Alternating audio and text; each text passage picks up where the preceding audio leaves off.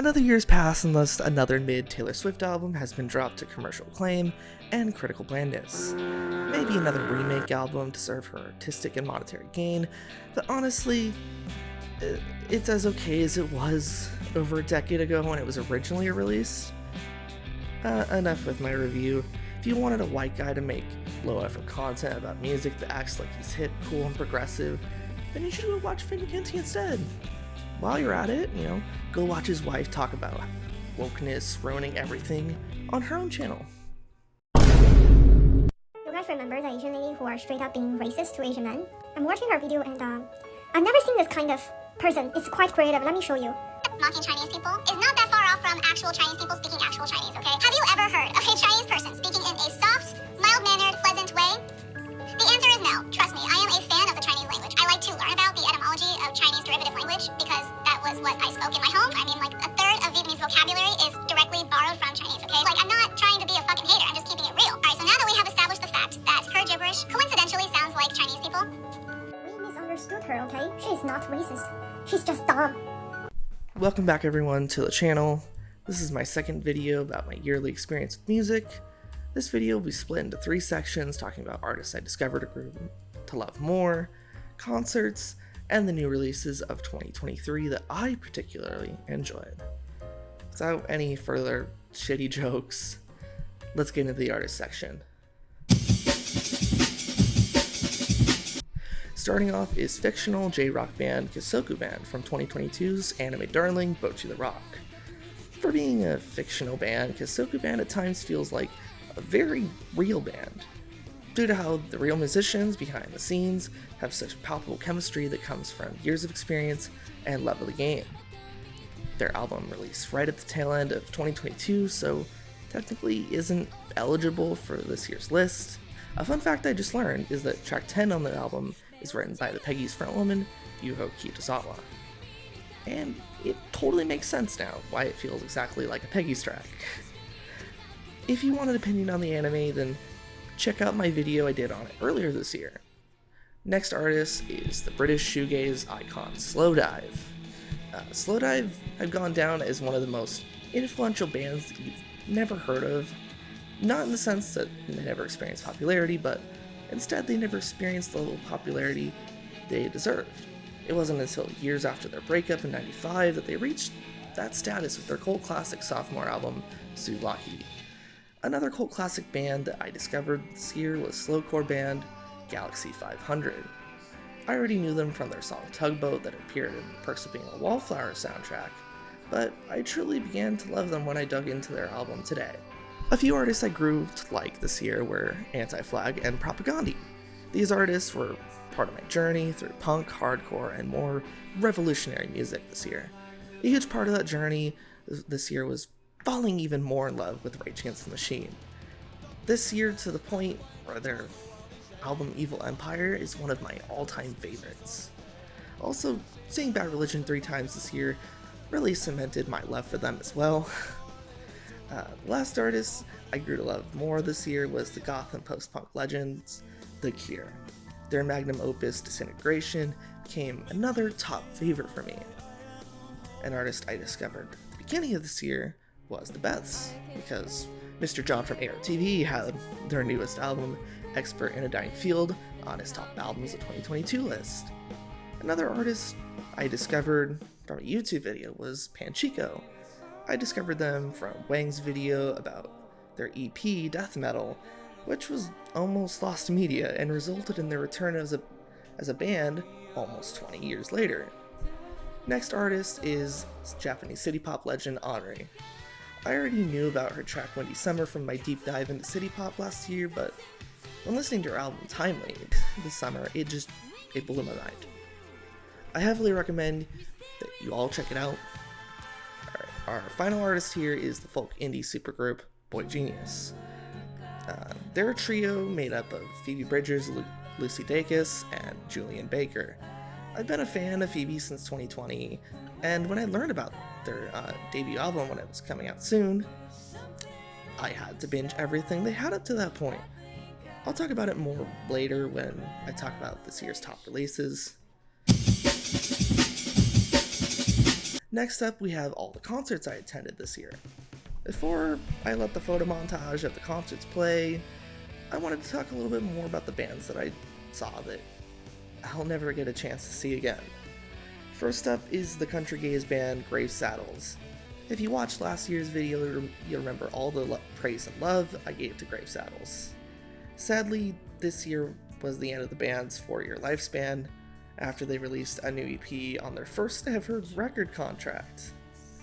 I won't get in any of the details, but they truly were a special band for me despite only knowing of them for a year. Next band is the Riot Grrrl turned all-pop band, The Regrets. They just announced that after being a band for 8 years, they're splitting up to work on their own individual projects. As of writing and filming this video, I haven't gone to the farewell show that I have tickets for, but I'm sure it'll be just as good, if not better, than the last 3 times I've seen them. Alright, now that we have that out of the way, here's concert montage.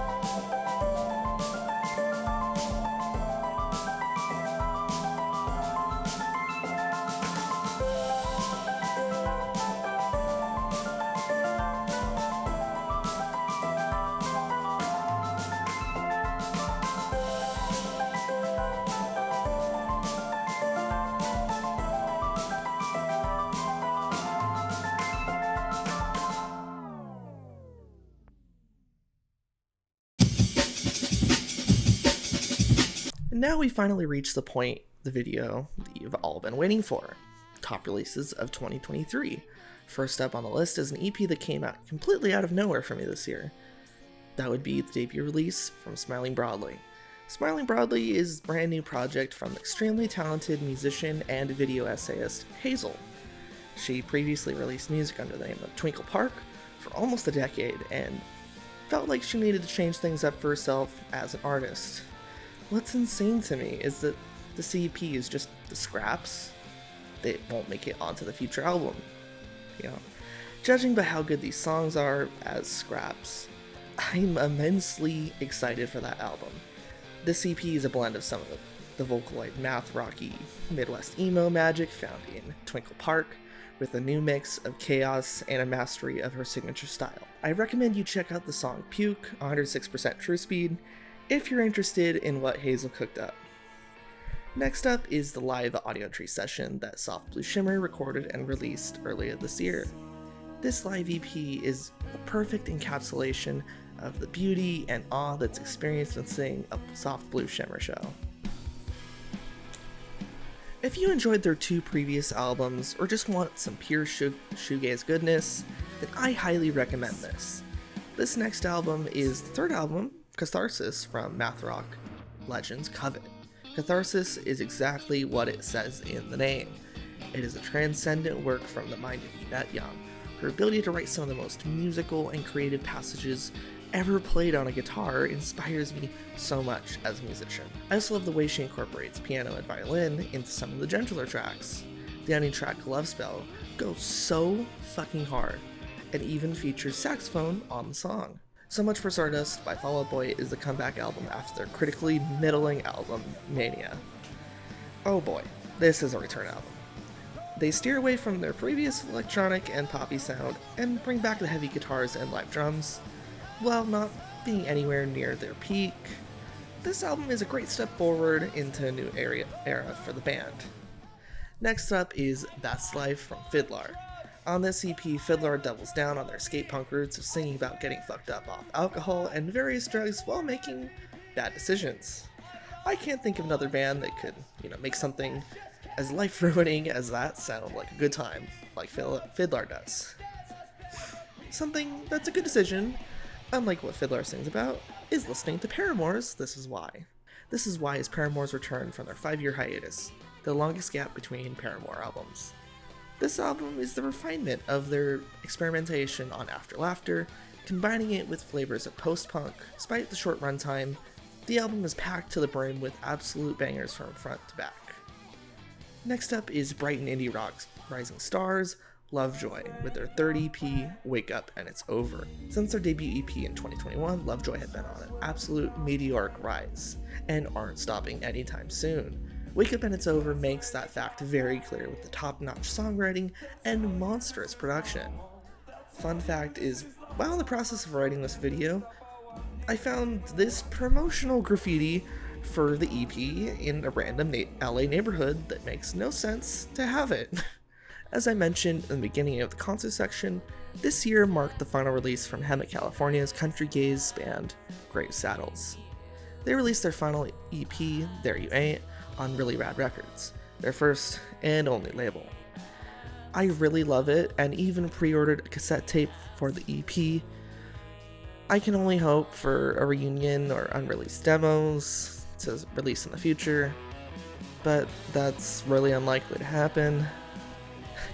Next album is sophomore album Afters from No Funhouse. Afters is the debut release for No Funhouse being a full band and not just one guy. It really shows that with the level of variety and creativity on display.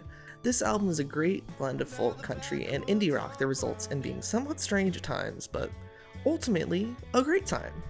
Another album that's a great blend of folk and indie is Boy Genius's debut album, The Record. This record really shows off the talents and strengths of all three women that make up the super trio. From driving bangers to absolute heart-wrenching ballads, this album is a modern classic in my opinion. Recording Academy seems to agree with me a little bit with how they've nominated the record and Boy Genius for multiple Grammys. Alright, our last album is the fifth album from San Diego's best surf punk band, The Frights. Gallows Humor is their second album in a row with an expressly folk and acoustic focus. While this style is completely different from everything else that came before their last album, Everything Seems Like Yesterday, it is still uniquely The Frights. The energy and heart that frontman Mikey Carnevale puts into everything is still front and present on this album. The album is full of chill tracks, depressing ballads, and even a wacky psychedelic track with I'm a Beatle. Overall, I think this album is absolutely incredible.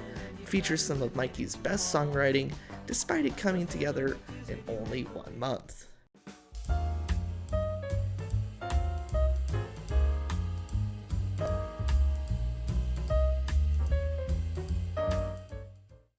Well, what did you think about my list? Please let me know down in the comments what I missed and should check out. This year was pretty stacked with amazing music. If you didn't already know, I myself am an artist and musician, currently in my second year of releasing music, and despite having a slower year in terms of releases, I had a great year that's comparable to last year's numbers. If you're interested in checking out my stuff, I'll leave it in the description, alongside a link to my new Christmas single. I really appreciate all of you who take the time to listen to me ramble about music and anime. Thank you for the support even with the slower year when it comes to video output. Please like the video, subscribe, and click the stupid little bell if you want to keep up with me in the future. This has been Noah from Comic Space Cowboy. Have a happy holiday and a great new year. See you next time.